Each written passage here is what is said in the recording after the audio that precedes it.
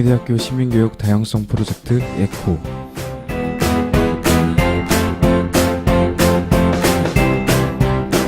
안녕하세요. 이 채널은 경희대학교 시민교육 교과를 수강하고 있는 팀 어쩌조에서 차별금지법에 대한 시민의 이해 돕기라는 취지를 바탕으로 시민들에게 법안에 대한 정확한 정보를 전달하고 법안의 통과 촉구의 뜻을 함께하는 분들을 찾기 위해 제작되었습니다. 안녕하세요. 오늘 방송의 사회자를 맡은 이형래입니다. 앞에 말씀드린 대로 오늘은 차별금지법에 대해서 오디오로도 이해하기 쉽게 풀어서 설명해 드릴 예정인데요. 본 이야기에 들어가기 전에 함께할 두 분을 모시겠습니다. 안녕하세요. 안녕하세요. 연수입니다. 안녕하세요. 상우입니다. 안녕하세요. 모두 오늘 처음 방송을 하게 되었는데 어떠신가요? 많이 떨리시나요? 확실히 떨리네요. 학교에서 발표도 해봤고 공연도 해봤지만 방송이라는 매체로 제 목소리가 나가는 것은 또 다른 긴장감을 주는 것 같습니다. 저 또한 마찬가지예요. 더군다나 일단 정확한 정보를 제공해야 하니까요. 아무래도 긴장을 하게 됩니다. 영상을 듣는 청취자 여러분들, 저희가 긴장해서 실수하더라도 잘 부탁드립니다. 네. 오늘은 상우 씨께서 말씀해 주신 것처럼 이슈가 법안에 관련된 내용인 만큼 정확하게 정보를 제공할 수 있도록 노력하겠습니다. 저희의 방송 제작 취지가 취지인 만큼 차별금지법에 대해서 잘 모르신다고 해도 부담 없이 들으실 수 있는 수준으로 진행할 테니까요. 다른 일들을 하시면서 그냥 가볍게 들어주시면 감사하겠습니다. 자, 그러면 본격적으로 들어가 보겠습니다. 차별금지법, 아마 모두들 한 번 정도는 들어보셨을 텐데요. 정확하게 어떤 법안인가요? 이름 그대로 차별을 금지하는 법인데요. 우리나라에서 공공연하게 행해지고 있던 눈살 찌푸리게 하는 차별들, 특히나 고용이나 교육, 정책 적용에 있어서 공적인 부문에서 합리적이지 않은 이유로 차등을 두는 행위들에 대해서 법적인 제재를 가하고 피해자를 구제하는 법안이라고 할 수 있습니다. 간접차별이나 괴롭힘도 포함하고 있죠. 맞습니다. 괴롭힘은 알겠는데 간접차별이라는 건 뭔가요? 차별의 종류 중 하나라고 보시면 되는데 겉으로 보기에는 전혀 차별이 아니고 중립적인 것 같아도 결과적으로 차별인 경우를 간접차별이라고 해요. 이게 남녀 고용평등법에서 처음 정의됐는데 만약에 사무직원 채용 조건을 남녀 동일하게 적용해놓고 키는 170 이상이어야 한다. 이렇게 해놓으면 우리나라 여성 평균 키가 162인데 여성한테 완전히 불리하잖아요. 그러면 조건을 동일하게 적용해도 그 조건이 한쪽이 불리한 경우를 간접차별이라고 하는군요. 그쵸. 그렇군요. 현재 국내에서는 제정되어 있지 않은 거죠?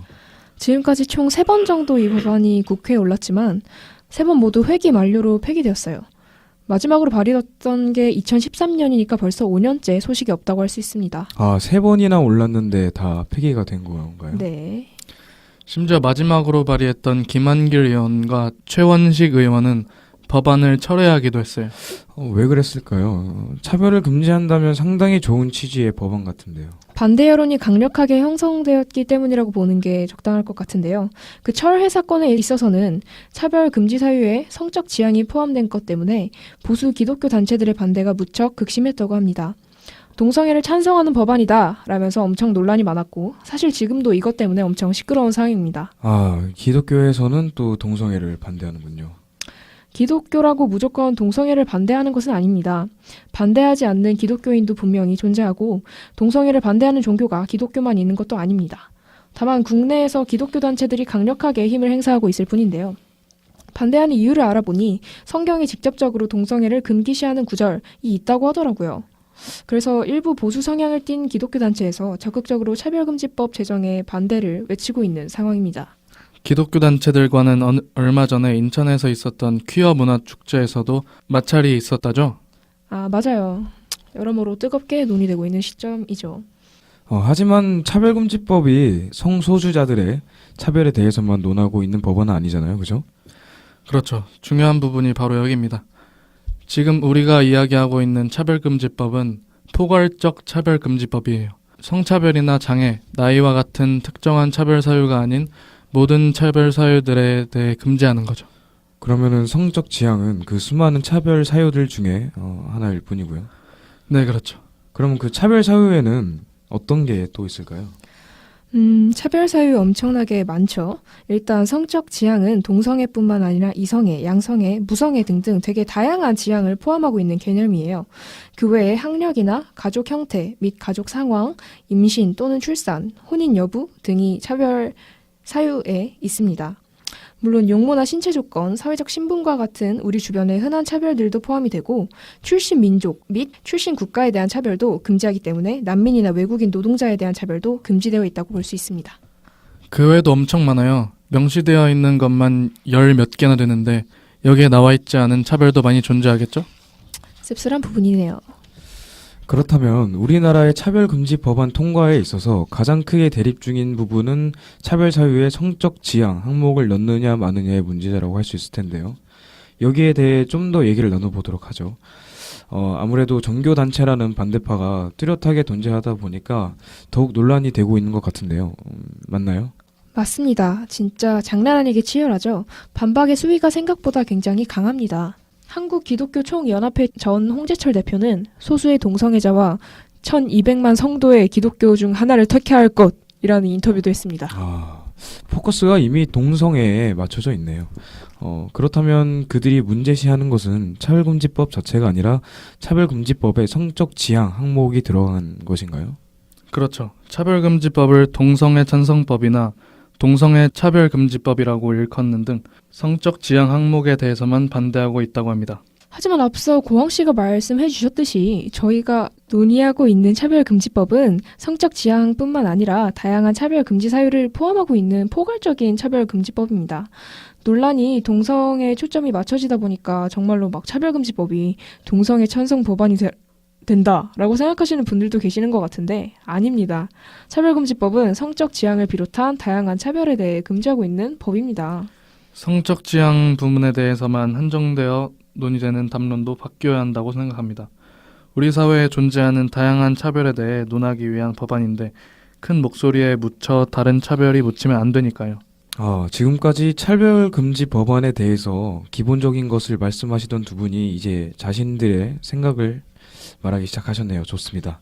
그렇다면 다시 한번 두 분께 한번 묻고 싶은 게 있는데요. 성적 지향이라는 특정 항목에 대해서 계속해서 문제가 되고 있는 것이라면 이 항목을 배제하는 법안의 통과는 어떻게 생각하십니까? 이 항목에서 계속해서 반대가 일어난다면 이 부분을 삭제하면 통과가 쉬워지지 않을까 하는 게 제 생각인데. 성적 지향 항목을 뺀다는 것은 좀 무리한 생각 같네요. 법적 항목에서 성적 지향에 대한 차별을 고의적으로 배제한다는 것은 마치 성소수자가 차별의 대상이 되어도 정부 차원에서는 보호할 의지가 없다는 결정처럼 사회적으로 간주될 위험이 있으니까요. 맞습니다. 제가 성소수자에 대해서 어떤 인식을 가지고 있던 그건 국가가 관여할 수 있는 문제가 아닙니다. 그러나 이렇게 생각하는 개인의 행위가 타인의 자유를 침해하는 것이 말이 안 된다는 거예요. 그러니까 내가 성소수자들에 대해서 나쁜 인식을 가지고 있다고 하더라도 그냥 그게 자신의 생각으로 끝나거나 종교 내부에서의 의견으로만 끝난다면 그것에 대해서까지 국가가 관여할 여지는 없습니다. 우리나라는 사상의 자유, 종교의 자유가 있으니까요. 하지만 그것을 공론화하여 성소수자들에게 대한 공격을 수면 위로 끌어올리는 것에 대해서는 국가가 금지할 수 있다는 것입니다. 그러한 행위는 명백한 차별 행위니까요. 그렇군요. 그러면 연주 씨의 말씀은 요약한다면 자신이 성소수자들에 대해서 어떤 생각을 가지던 그것은 개인의 자유이지만 공적인 자리에서 그걸 이유로 불이익을 주거나 차별하는 것은 옳은 행동이 아니라는 것이군요. 알겠습니다. 그럼 이제 다른 반대 사유에 대해서도 알아보면 좋을 것 같은데요. 성적 지향 항목 외에도 어떤 지점에서 이 법안에 대한 반대 사유가 나오고 있나요? 반대 측에서 이야기하고 있는 건 일단 표현의 자유를 침해한다는 주장이 있습니다. 어떤 주장인지는 알 것 같네요. 그저 의견을 말하는 것도 처벌받을 수 있다고 생각한다는 거죠? 그렇죠. 일단 반대할 자유를 침해받는다라는 이야기인데요. 쉽게 예를 들어서 난민을 주제로 이야기해보죠. 제가 만약에 난민은 아직 받아들이기 쉽지 않습니다. 아직 제도도 충분히 제정되지 않았고요. 이런 식으로 말하면 쟤 뭐야? 난민을 차별하는 거 아니야? 신고해야겠군. 이런 식으로 되는 거 아니냐라는 우려를 표출하고 있는 거죠. 내가 어떤 사안에 대해서 반대를 표할 수 있는 수단이 침해받는 거 아니야? 라는 걱정을 하는 것 같습니다. 그럼 연수 씨 말씀을 들어보면 그럴 수도 있겠다는 생각이 드는데요. 정말로 제가 회의적인 의견을 가지고 그것을 표현하는 것만으로도 법적인 제재를 받게 되는 건가요? 그렇게 들릴 수도 있는데 이 법안이 제재하고자 하는 핵심은 그게 아닙니다. 이 법안이 사적인 내용의 모든 걸 다 통제하려는 의도를 가지고 있는 건 아니에요. 밥 먹다가 나 제주도에 난민 들어오는 건 반대야 라고 말했을 때 사장님이 신고하면 바로 막 삐용삐용 하는 그런 게 아니라는 말이죠. 진짜 무섭다. 그죠? 진짜 그런 거 아닙니다. 이 법안이 적용되는 건 공공연한 자리에서 이루어지는 차별을 조장하는 행동이나 발언에 대해서입니다. 헤이트 스피치라고도 하는데 악의적인 목적을 가지고 특정 집단에 대한 편견을 부추기는 발언을 하는 것을 금지하는 거죠. 이는 유럽이나 미국에서도 따로 규제하고 있는 부분입니다. 차별금지법은 표현을 제한하기보다는 차별로 인해 침해당한 사람들의 권리를 보호하고 구제하는 것이 주된 목적이에요. 사적 관계에서 난민에 대해 반대하거나 종교적 행사에서 목사가 동성애 반대를 주장하는 것은 전혀 차별금지법을 위반하는 행위가 아닙니다. 아, 그럼 대상자에게 직접적으로 피해를 주는 행위에 대해서만 제재가 이루어진다라는 이야기인 거죠. 그렇죠. 그렇다면 혐오 표현에 대해서는 어떤가요? 요즘 굉장히 많은 혐오 표현이 만들어지고 또 이렇게 사용되고 있는데 이러한 혐오 표현은 어떻게 해야 되나요? 혐오 표현은 나의 혐오를 대상에게 직접적으로 보여질 수 있도록 표현하는 거고, 이는 분명히 상대에게 상처로 다가올 수 있습니다. 이건 괴롭힘이죠. 차별금지 법안은 괴롭힘 또한 차별로 규정하고 있습니다. 하지만 혐오 표현이 일상적으로 사용되는 용어다 보니까 조금 조심해야 할 필요는 있을 것 같습니다. 그것도 맞는 말씀입니다. 좀 더 구체적인 논의가 이루어져야 할 부분이죠. 하지만 혐오 표현이 혐오와 차별을 부추기는 촉매 역할을 한다는 사실을 많은 사람들이 꼭 알았으면 좋겠습니다. 표현의 자유도 다른 사람의 자유와 인권을 침해하지 않는 선에서 행해지는 것이 민주사회 아닐까요? 저 또한 그렇게 생각합니다. 지금 일어나고 있는 대부분의 차별에 있어서 그 원인이 되는 것은 바로 혐오 표현입니다. 저는 차별과 차이가 한 끗 차이라고 생각합니다. 차이는 서로 간의 다툼을 인정하고 받아들이는 것이라고 생각해요. 당연한 사람, 집단들 간에는 차이는 존재합니다. 인간이 공장에서 찍어져 나오는 장난감도 아니고 당연히 사람들마다 차이가 있죠. 그런데요, 여기서 그 차이에 혐오라는 두 글자가 들어가면 곧바로 차별이 됩니다. 너와 나는 달라. 이거는 차이가 될 수 있지만 너와 나는 달라. 그래서 너가 진짜 싫어. 이건 차별이죠. 다르다는 이유만으로 칼을 세워버리는 것이 되는 것입니다. 그리고 그 칼이 바로 혐오라고 저는 생각하는 겁니다. 그렇군요. 알겠습니다. 지금까지 차별금지 법안에 대해 반대 사유로 성적 제약 항목, 표현의 자유 침해에 대해 얘기를 나눠봤습니다. 차별금지법에 대한 반대 사유 또 어떤 게 있을까요? 한 가지 얘기가 나온 것은 이러한 법안이 굳이 제정될 필요가 없다는 것입니다. 그게 무슨 이야기죠? 차별에 대해서 인정한다는 뜻인 건가요? 그렇게까지 오해하실 필요는 없고요. 그런 뜻은 아닙니다. 한번 들어보시죠. 죄송합니다. 제가 오해할 뻔했네요. 계속 하시죠. 네, 반대 입장이 말하는 법안이 제정될 필요가 없다는 것은 차별을 인정한다는 의미는 아니고요. 차별을 인정하는 것이 아니라 현재 장애인 차별금지법, 남녀고용평등법 등과 같은 개별적인 차별금지법이라고 할 수 있는 것들이 이미 제정되어 있는데 따로 포괄적인 차별금지법을 제정할 필요가 굳이 있냐는 거죠. 그러니까 굳이 이러한 법안을 제정하지 않더라도 차별에 대해서 어느 정도 보호를 받고 있다는 그런 말씀이신 거죠? 네, 그렇습니다. 좀 오해가 풀리셨나요? 제가 너무 성급했네요. 제가 너무 주제만 말한 것도 있으니까요. 어쨌든 조금 더 이야기하자면 포괄적 차별금지법의 필요성을 인정하더라도 그에 대한 내용이 이미 국가인권위원회법에 포함되어 있다는 겁니다. 국가인권위원회법이요? 네, 국가인권위원회 운영에 대해 규정하기 위한 법률인데요. 인권위의 설립 목적에 대한 설명으로 차별금지법안과 같은 내용이 들어가 있어요. 정확히 말하자면 평등권 침해의 차별 행위에 대해 성별부터 종교, 성적 지향, 용모 등 여러 차별 사유를 정의하고 있죠. 우리나라에서 최초로 포괄적으로 차별 행위를 규정한 법이에요. 그럼 포괄적 차별금지법이 이미 있는 거 아닌가요? 그렇지만 여러모로 한계가 존재합니다. 어디까지나 국가인권위원회법은 인권위의 운영에 대한 규정이고 차별금지 자체가 목적이 아닙니다. 간접차별이나 괴롭힘은 차별로서 규정이 되어 있지 않고요. 게다가 차별행위의 시정에 대해 권고적 효력밖에 갖지 못해 피해자 구제에 대한 실효성이 없습니다. 이게 권고적인 효력에 대해서 좀 더 비유적으로 설명을 해보자면 학교에서 선생님들이 복도 뛰어다니는 애들한테 야, 복도에선 뛰어다니면 안 된다 라고 말하는 수준밖에 안 된다는 겁니다. 사실 이렇게 얘기하면 애들이 듣냐는 거예요. 사회자님, 이렇게 얘기하면 들을 겁니까? 저는 물론 복도를 뛰어다니진 않는 그런 착한 학생이었지만 사실 그때만 모면하고 선생님이 사라지면 다시 뛰어다니거나 혹은 선생님한테 변명을 통해서 자기 합리화를 시킬 수도 있겠죠. 말씀하시는 게 학교 다닐 때 복도 좀 뛰어다녀 보신 것 같은데요. 아닙니다. 정말 조용히 다녔고요. 네.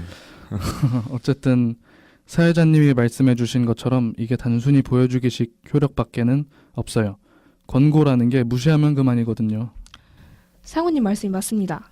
결국 포괄적 차별금지법을 따로 제정하는 게 필요하다고 봅니다. 차별금지법 제정을 통해 차별에 대한 국민적 의식을 환기시키고 피해자 중심의 구제 절차를 마련하여 제대로 된 시정 권한을 가질 필요가 있어요. 그러니까 국가인권위원회법은 포괄적으로 차별금지 내용을 포함은 하고 있지만 그 자체가 목적이 아니고 실효성이 없으니 제대로 된 차별금지법의 제정이 필요하다 이런 말씀이시죠? 그렇습니다. 네. 알겠습니다. 자, 지금까지 우리나라에서 차별금지 법안이 반대되는 3가지 이유에 대해 알아보았습니다. 지금까지 차별금지 법안을 반대하는 이유들에 대해서 반박하는 식으로 저희의 입장을 밝혀왔는데요. 차별금지 법안을 찬성하는 이유에는 어떤 게 또 있을까요? 네, 한 가지 예를 들자면 여성의 경력 단절을 방지할 수 있다는 점이죠.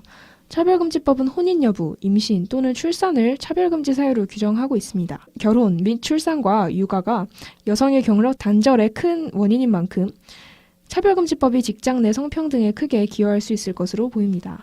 그렇죠. 또 요즘 대학생들이 취업 면에서 겪고 있는 어려움도 일부 해결해 줄 수 있을 거라고 생각합니다. 학력 같은 거 말씀하신 거죠? 네, 그렇죠. 요즘 안 그래도 청년 실업률이 높은데 취업에 있어서 차별이 존재한다면 청년뿐만 아니라 사회적으로 큰 문제가 되겠죠.